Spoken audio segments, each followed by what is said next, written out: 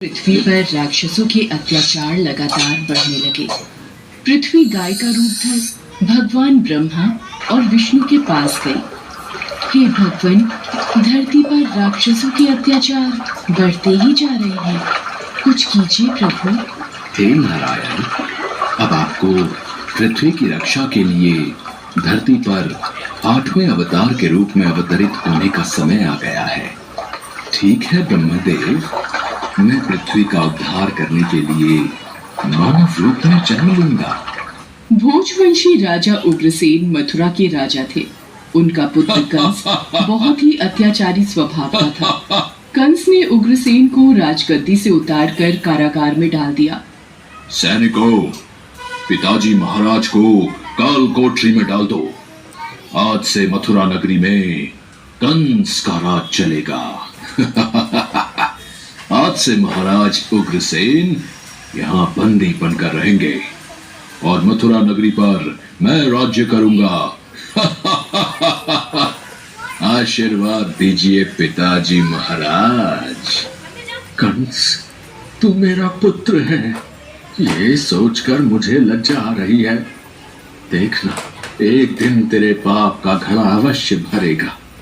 कंस की छोटी बहन देवकी के विवाह की तैयारियां चल रही थी। देवकी मथुरा के राजा उग्रसेन के छोटे भाई देवक की पुत्री थी। ये कंस की चचेरी बहन थी। अरे भैया कंस, आप आइए। प्रिय बहना देवकी, कल तुम इस महल से विदा हो जाओगी। तुम्हारे बिना ये महल सूना हो जाएगा। भैया कंस, आप मुझे बहुत याद आओगे। अगले दिन देवकी का विवाह वसुदेव नामक यदुवंशी सरदार से संपन्न हुआ।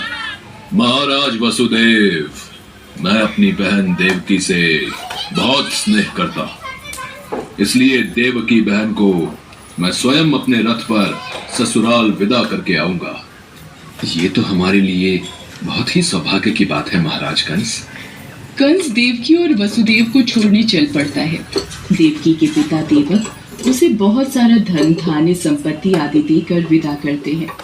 कंस देवकी और वसुदेव के साथ वार्तालाप करते हुए अभी आधे रास्ते ही पहुंचा था कि रास्ते में एक आकाशवाणी होने लगी। हे कंस, जिस देवकी को तू बड़े प्रेम से ले जा रहा है, उसी में तेरा काल बसता है। इसी के गर्भ से उत्पन्न 8वां पुत्र तेरा वध करेगा, तेरा वध करेगा। ये आकाशवाणी कैसी? नहीं, ये झूठ है। देवकी की कोख से जन्मा 8वां बालक मेरा वध करेगा? नहीं, ऐसा नहीं हो सकता। यदि ऐसा है तो मैं वसुदेव का ही वध कर देता हूं। हाँ, यही ठीक रहेगा, फिर मुझे कोई डर नहीं। नहीं भैया, इनका वध मत करो। मैं आपके आगे हाथ जोड़ती हूँ, मेरा सुहाग मत उजाड़ो भैया कंस। मैं आपसे वादा करती हूँ, मेरे गर्भ से जो भी संतान पैदा होगी उसे मैं तुम्हें सौंप दूंगी, पर इन्हें मत मारो भैया।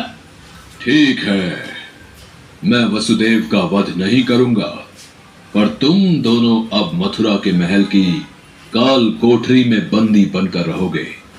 कंस, देवकी तुम्हारी प्रिय बहन है, मुझे काल कोठरी में बंद कर दो, पर देवकी को छोड़ दो। कंस ने वसुदेव और देवकी की एक बात न सुनी और वसुदेव और देवकी को कारागृह में डाल दिया। देवकी वसुदेव दोनों बहुत ही दुखी और हताश हो रहे थे। स्वामी, मेरी वजह से आज आपको कारागृह में रहना पड़ रहा है। मैं ही आपके लिए दुख और विपदा का कारण बनी हूँ। नहीं देवकी, नहीं, ऐसा मत कहो। मैं तुम्हें पत्नी रूप में पाकर बहुत प्रसन्न हूँ। हमें एक दिन कंस के पापों से मुक्ति जरूर मिलेगी। पर स्वामी, भैया कंस मेरी कोख से जन्मे सभी बच्चों को मार देंगे, हम क्या करें? देवकी वसुदेव कारागृह में दुख भोग रहे थे। कंस देवकी और वसुदेव को धमकाता रहता था। वसुदेव देवकी के बच्चा पैदा होता और कंस कारागृह में आकर देवकी के हाथ से बच्चे को छीन लेता। ला, ये पुत्र मुझे दे बहना। भैया, मेरे पुत्र को मत मारो भैया। नहीं स्वामी, हमारा पुत्र, मैं अपने सामने ही अपने सभी पुत्रों का वध होते कैसे देख पाऊंगी? देवकी बेहोश हो जाती है। हे ईश्वर, कोई रास्ता दिखाओ। कंस के अत्याचारों से हमें कब मुक्ति मिलेगी प्रभु। देवकी, आंखें खोलो। कंस बहुत ही क्रूर और अत्याचारी राजा था, जिससे प्रजा बहुत डरती थी। दुराचारी कंस ने वसुदेव देवकी के 7 बच्चों को जन्म लेते ही मार डाला। अब 8वां बच्चा होने वाला था। देवकी के 8वें पुत्र के जन्म का समय निकट आ रहा है, इसलिए पहरा और भी बढ़ा दिया जाए। जो आज्ञा महाराज कंस। देवकी वसुदेव के कारागृह में बंदी रहने की बात नंद गांव में वसुदेव के मित्र नंद के कानों तक भी पहुंची। दुराचारी महाराज कंस ने वसुदेव और देवकी को कारागृह में बंदी बना रखा है। देवकी के 8वें पुत्र के जन्म का समय निकट आ रहा है और इधर यशोदा को भी बच्चा होने वाला है। मुझे उनकी सहायता करनी होगी। 8वें बच्चे की रक्षा का उपाय सोचना होगा। जिस समय वसुदेव देवकी को पुत्र पैदा हुआ, उसी समय संयोग से यशोदा के गर्भ से एक कन्या का जन्म हुआ, जो और कुछ नहीं सिर्फ माया थी। भाद्रपद के कृष्ण पक्ष की अष्टमी को रोहिणी नक्षत्र में श्री कृष्ण का जन्म हुआ। उनके जन्म लेते ही जेल की कोठरी में प्रकाश फैल गया। वासुदेव के सामने शंख चक्र गदा एवं पद्मधारी चतुर्भुज भगवान ने अपना रूप प्रकट कर कहा, वसुदेव, मैं बालक का रूप लेकर देवकी के गर्भ से जन्म ले चुका हूं। मेरा ये अवतार कंस के संहार के लिए ही हुआ है। अब देर न करो, तुम मुझे तत्काल गोकुल में नंद के यहां पहुंचा दो और उनकी अभी अभी जन्मी कन्या को लाकर कंस को सौंप दो। ये कहकर भगवान विष्णु अंतर्ध्यान हो गए। देखते ही देखते वसुदेव जी की हथकड़ियां अपने आप खुल गई। कारागृह के द्वार अपने आप खुल गए। सभी पहरेदार सो गए। देवकी बेहोश अवस्था में थी। वसुदेव कृष्ण को एक टोकरी में रखकर गोकुल को चल दिए। बारिश और तूफान के बीच नन्हे कृष्ण को उठाए वसुदेव चल रहे थे। यमुना जी का जल स्तर तो बहुत ऊपर हो रहा है। कैसे जाऊं अपने नन्हे बालक को लेकर? हे नारायण, सहायता कीजिए। यमुना नदी श्री कृष्ण के चरणों को स्पर्श करना चाहती थी, इसलिए वो ऊपर हो गई। भगवान ने अपने पैर लटका दिए। चरण छूने के बाद यमुना घट गई। भगवान श्री कृष्ण की इस लीला को वसुदेव भली भांति देख रहे थे। वो यमुना पार कर गोकुल में नंद के यहाँ गए। मैं इस बालक कृष्ण को तुम्हें सौंप रहा हूँ। ये बड़ा होकर मथुरा वासियों को कंस के अत्याचारों से मुक्ति दिलाएगा। लाओ मित्र वसुदेव, यशोदा अभी गहरी नींद में है। मैं इस बालक को यशोदा की बगल में सुला देता हूँ। नंद माया रूपी कन्या को वसुदेव के हाथों में दे देते हैं।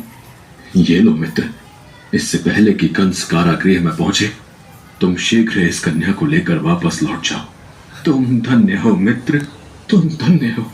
वसुदेव वापस कारागृह में लौट आते हैं और उनके लौटते ही कारागृह के द्वार अपने आप बंद हो जाते हैं। वसुदेव जी के हाथों में हथकड़ियां पड़ जाती हैं। अरे, ये तो बच्चे के रोने की आवाज है। महाराज कंस को सूचना देते हैं। देवकी, हमारे यहाँ 8वें पुत्र ने नहीं, पुत्री ने जन्म लिया है। क्या? अब ये तो पुत्री का जन्म हुआ है। पहरेदार कंस के पास जाते हैं। महाराज की जय हो। देवकी ने पुत्र को नहीं, पुत्री को जन्म दिया है। क्या ऐसा कैसे हो सकता है? कोई बात नहीं, शायद मेरे प्रकोप से भगवान भी डर गए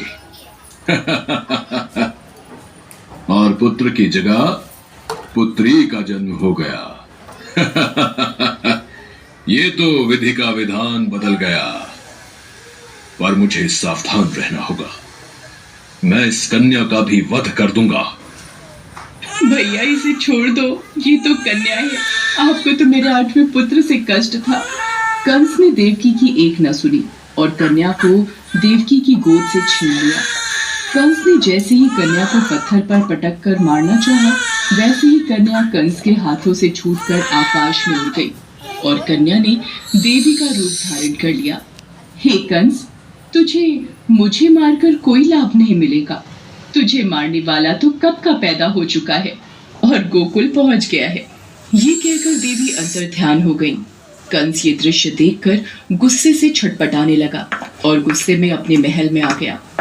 कंस ने श्री कृष्ण को मारने के लिए अनेक दैत्य भेजे। श्री कृष्ण ने अपनी अलौकिक माया से सारे दैत्यों को मार डाला। बड़े होने पर कृष्ण ने कंस को मारकर उग्रसेन को राजगद्दी पर बिठाया।